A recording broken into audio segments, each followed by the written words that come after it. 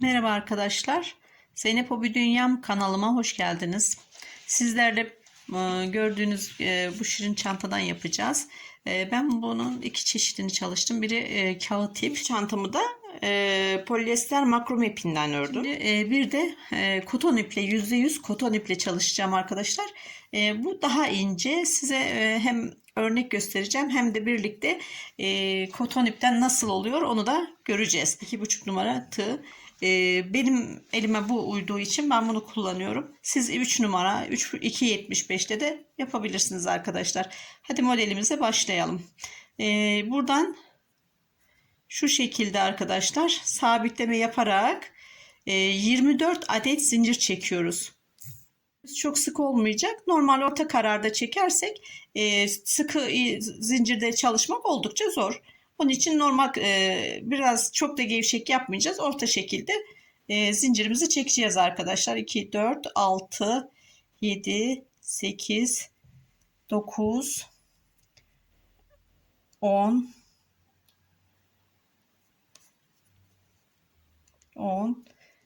11, 12, 13, 14, 15, 16, 17, 18, 19, 20, 21, 22, 23 ve 24 arkadaşlar. Buradan sık iğne yapacağız. Sık iğneyi bilmeyen arkadaşlar için bir tane zincir atlıyorum. İkinci zincire geliyorum. Sık iğne yapıyorum. Buradan tığımızın başını dolamadan batıyoruz ve çekiyoruz arkadaşlar. İkisini birlikte çekiyoruz. Yine tığımızın başını dolamadan batıyoruz ve çekiyoruz arkadaşlar. Buna sık iğne deniliyor. Bundan 23 adet yapıyoruz. Sıra sonuna kadar bu şekilde geliyoruz arkadaşlar.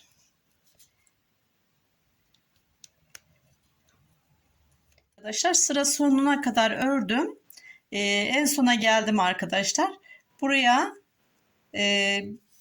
bir tane sık iğne yapıyorum. Bir zincir çekiyorum ve dönüyorum. Arkadaşlar zincir bir sıra ördük. Zincirimizi çektik. Tekrar döndük. İkinci sıramıza başladık arkadaşlar. Bu şekilde 44 sıra örüyoruz. Benim telefonuma göre 44 sıra oldu. Siz kendi telefonunuzu ölçerek kaç sıra gideceğini öğrenirsiniz. Ona göre ölçünüzü alırsınız. Ama bir sıra fazla yapın arkadaşlar. 44 ise 45 sıra yapın. Biz bunu dümdüz örüp gelelim arkadaşlar. Şimdi örnek kurulumuna geçelim. Buradan 2 zincir çektim. Döndüm. Tığımın başını doladım. Burada ikili trabzan çalışacağız. İkili trabzan nedir arkadaşlar? Tığımızı iki kere çekeceğiz. Yani şu dibine batıyorum. Mesela şimdi şöyle şu kısmı bir çektim. Burada 2 tane kaldı. Bunu da bir çekersem bu ikili trabzan oluyor arkadaşlar. Tekrar göstereyim ben size. Tığımın başını doladım. Dibine battım. Bakın şu şekilde 1 ve 2.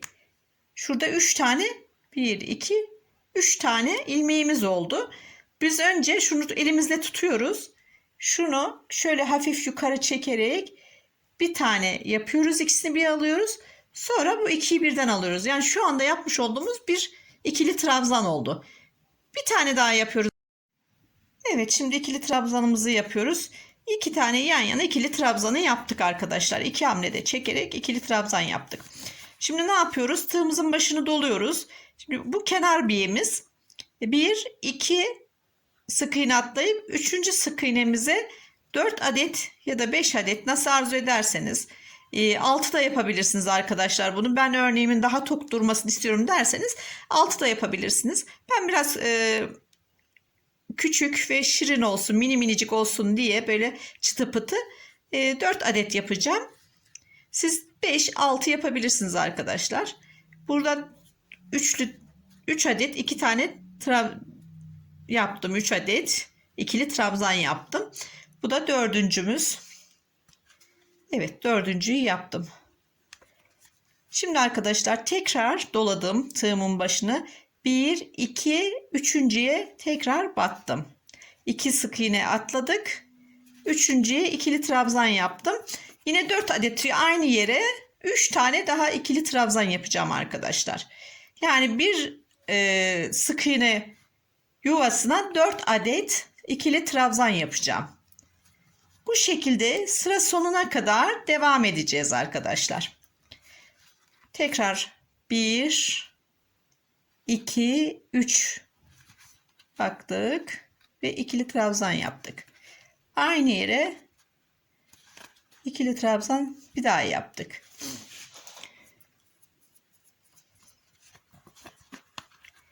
Bir daha aynı yere ikili trabzan yapıyoruz arkadaşlar.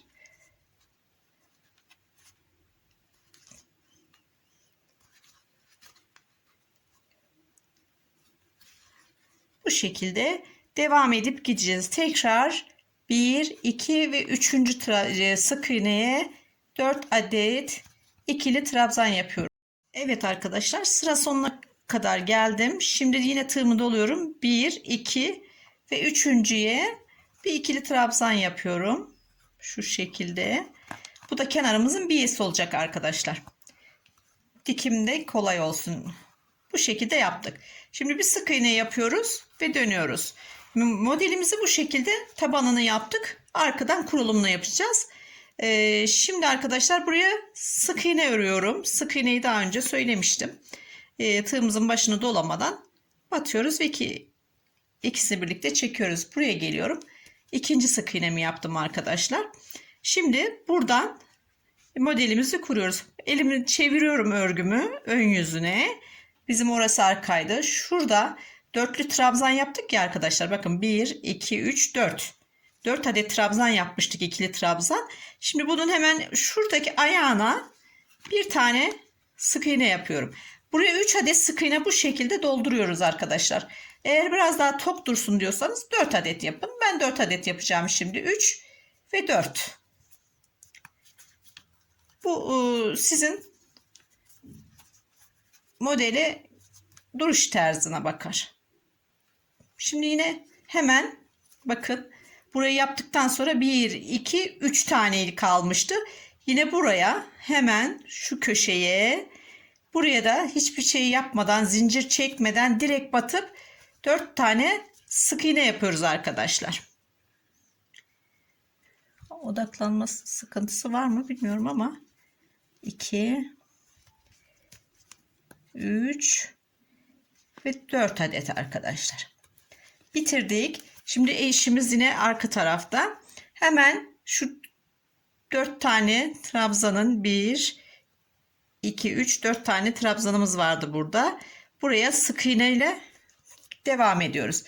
2, 3, hemen başlarına, trabzanların başlarına 4 adet sık iğne yapıyoruz. Şimdi buraya biz arkadan örümü yapmıştık. Şöyle çeviriyorum arkadaşlar işime bakın. Burası şu şekilde oldu. Şimdi burayı boş geçeceğiz. Yani burayı sık iğne yaptık.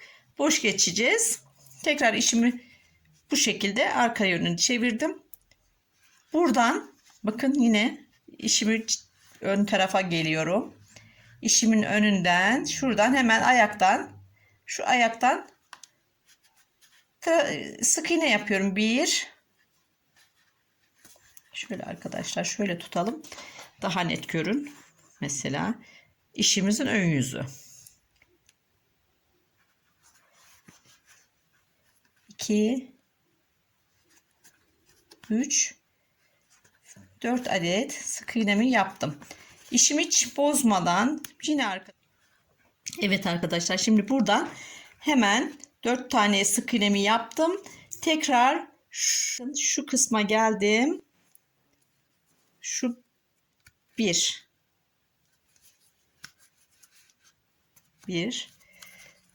şu 2. Tabii video çekerken görüntüyü size net verebilmek için oldukça zorlanıyorum. 2, 3 ve 4 adet yaptım arkadaşlar. Hemen yine arka taraftan şuraya 4 tane sık iğne ördüm. Yine buradan geldim. 3 4 sık iğne ördüm. Yine işimi çevirdim. Hemen şuraya, bakın şu kısma, yani tığla göstereyim. Bakın şu kısma 4 adet sık iğne yapıyoruz arkadaşlar. 1 2 3 ve 4. Şimdi hemen şuradaki ayak kısmına geliyoruz. Yani 1 2 3 tane kalıyor ya. Ortada 2 tane kalacak arkadaşlar. Şu şekilde 4 tane yapacağım tekrar. Şöyle 2 3 4. Bakın işimizin ön tarafı şu şekilde olacak arkadaşlar. Böyle duracak. Bir dahaki sefere yaptığımızda buraya sık iğne öreceğiz. Şu ayakları bu tarafı dolduracağız. Yani böyle, o yüzden verev çapraz çapraz gidecek. Şimdi yine tekrar geldim işimin arkasına. Burayı 4 adet sık iğne yaptım arkadaşlar. 3 4. Tekrar işimi çeviriyorum. Çevirdim. Şu kısma bakın, hemen zaten kendini belli ediyor arkadaşlar. Buraya 1 2 2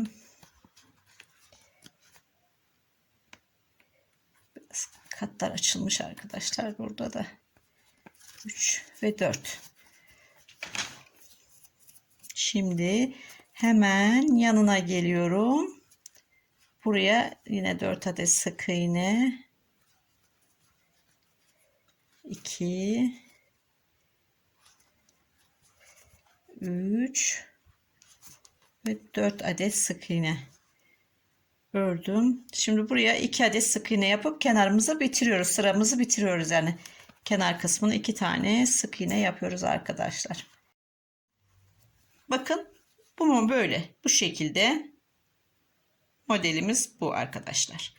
Şimdi ikinci çaprazını yapacağız. Yani şimdi bakın mesela burada burası bir kanat olmuş.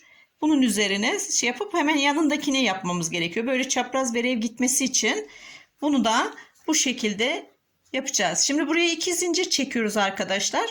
Buraya ikili trabzan yapıyoruz tekrar. 1 ve 2. İkili trabzanımı yaptım. Elimi doladım. Bakın burada 2 tane trabzanımız kalmıştı ya. Onun tam ortasına 4 adet, bakın buraya tam 4 adet ikili trabzan yapacağız arkadaşlar. 2 3 ve 4.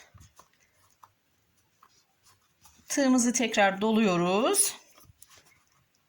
Buraya tam şunun ortasına 4 adet trabzan yapıyoruz yine arkadaşlar.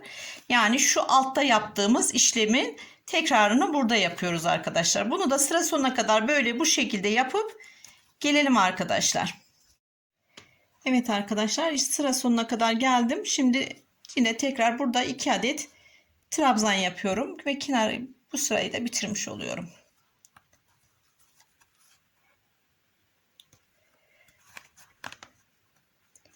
Bakın şu şekilde oluyor. Şu. Böyle arkadaşlar.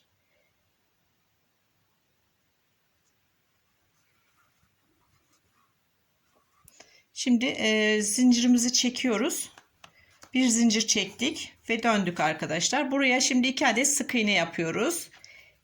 1 2. Şimdi kurulumunu burada yaptığımız için başlangıçta buraya bu kanattan yapmayacağız. Döneceğiz. Buraya 4 adet sık iğne öreceğiz arkadaşlar.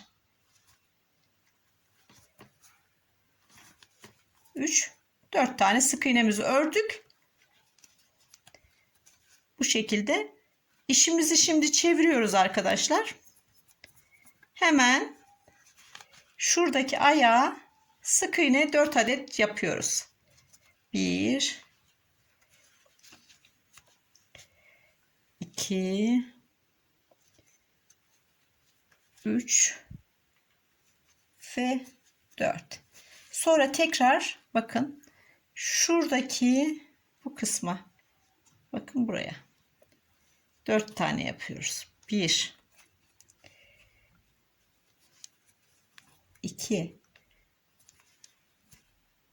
3 4 adet arkada önden yaptık. Şimdi tekrar işimizin arkasındayız. Yani buraya 4 yapıyoruz. 4 tane sık iğne. 1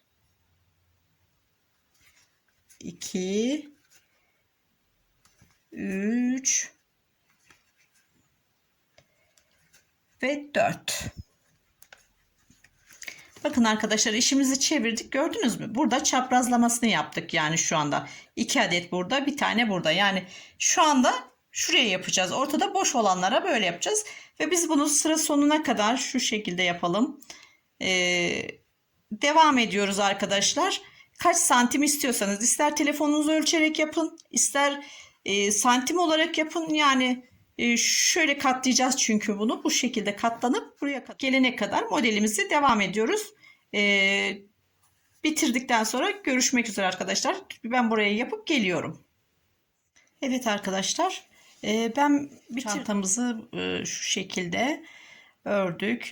Sayalım isterseniz: 1 2 3 4 5 6 7 8 9 10 11 12 13 14 15 örnek, yani şöyle 15 örneğimizi yaptık. 15 sıra örneğimizi yaptık ve geldik. Şimdi artık bitti. Bu kenar kısmına bir sıra sık iğne öreceğiz arkadaşlar ki ağız kısmı biraz toparlansın, geniş durmasın ve çantamız biraz şık dursun.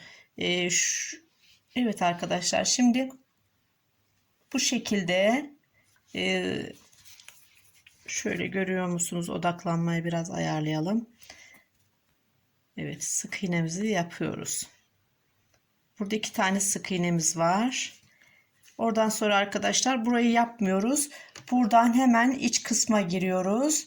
Oradan 2 tane olan sık iğneyi yapıyoruz. 1, şurası 2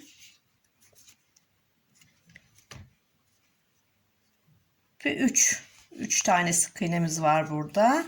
3 adet. Şimdi ondan sonra direkt buraya geçiyoruz arkadaşlar. Buradan şu kısma batıyoruz. Bakın şöyle 1 2 3 bu şekilde. Yani hatta isterseniz, eğer bu ağız kısmı çok esnek olduysa, çünkü model biraz açıyor arkadaşlar, bir tanesini atlayıp şuradan da ara ara ağız kısmına arkaya göre şu şekilde ayarlayıp buranın toparlanmasını sağlayabilirsiniz. Bakın ister görüyorsunuz, biraz model şeye göre, daha arkaya göre daha uzun gibi duruyor. Onu bu şekilde buradan toparlayarak aynı şekle getirebilirsiniz arkadaşlar. Evet, şimdi yapıyorum ben mesela. Şimdi buraya atladım. Buradan toparlayarak sık iğnemizi, tabi biraz ağız kısmını da çok fazla gerdirmeyelim arkadaşlar. O zaman da buruşur, çirkin olur. Yani üçer adet yaparsanız yeterli gelir diye düşünüyorum. Mesela şimdi arkaya geçtim. Şuradan da böyle örerek arkadaşlar sıra sonuna kadar gidelim. Tekrar ben şuradan bir tane daha yapıyorum. Buraya geliyorum. Tabii biraz kameranın yanında örmek, dediğim gibi, oldukça zorlanıyoruz.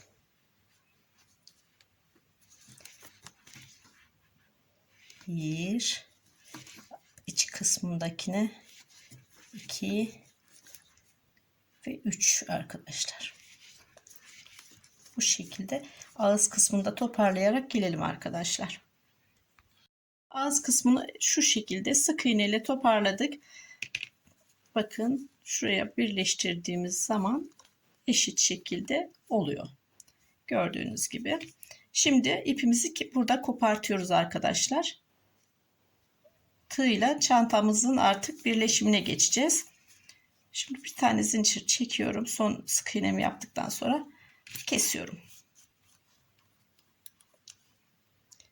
Evet arkadaşlar, kestik. Burada. Şimdi çantamızı şu şekilde tutuyoruz arkadaşlar. İkiye katlıyoruz böyle.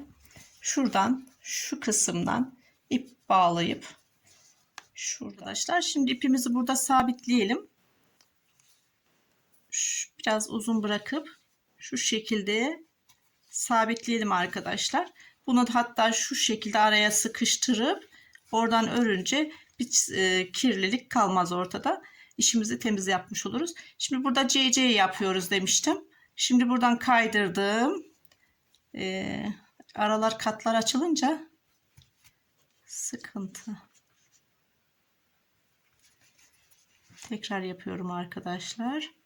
Böyle yapıyorum. İlmeğimi kaydırıyorum. Bir daha yapıyorum arkadaşlar. Arkaya da dikkat ederek düzgün bir şekilde kaydırıyorum. İlmeğimizi biraz gevşek tutarsak arkadaşlar o kısımda sıkıntı olmaz. Yani çok sıkarak değil de hafif burasını biraz bol bırakarak, şu baş kısmını bol bırakırsak yaptığımız ilmek kaydırmalarımızda hem şık durur. Arkadaşlar bu şekilde sıra sonuna kadar geldik. Son olarak şurayı da birleştiriyoruz. Buranın da son CC'sini yapıyoruz. İki tarafı da tam ucuna getirip birleştiriyoruz arkadaşlar. Buradan sonra arkadaşlar şimdi şu tek kanat alıyorum. Dikkat ederseniz tek kanat. Bakın bu sefer çantanın ağız kısmına devam edip gidiyorum CC ile.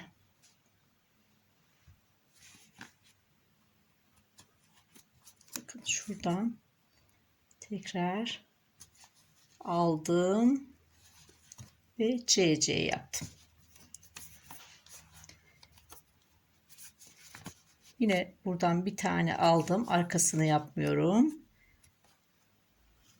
Bu şekilde arkadaşlar dolanıyoruz. Sıra sonuna geldik. Burayı da son kez ilmek kaydırma yapıyoruz ve ipimizi kesiyoruz arkadaşlar. Bir miktar bırakarak şuradan kesiyoruz. Şimdi çantamız bitti arkadaşlar. Bir sapı kaldı. Bunu da burada şu şekilde içeri çeke çeke yok edebiliriz arkadaşlar. Şu kısmı. Evet arkadaşlar, çantamız bu şekilde oldu. Şimdi sapına başlayalım. Buradan hemen şu kısımdan ipimizi alıyoruz. Sabitliyoruz arkadaşlar buraya. 2 tane zincirle. 2 zincirle sabitliyoruz. Şu kısmını, şu ipi de elimizde tutarak buradan 2 tane 4 adet trabzan yapacağız. Buradan 4 tane ilmek çıkartacağız arkadaşlar. Bu 2,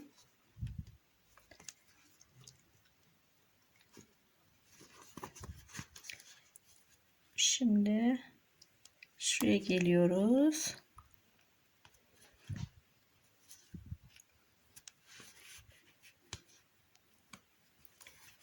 Tabii bu biraz oldukça zorlayacak beni.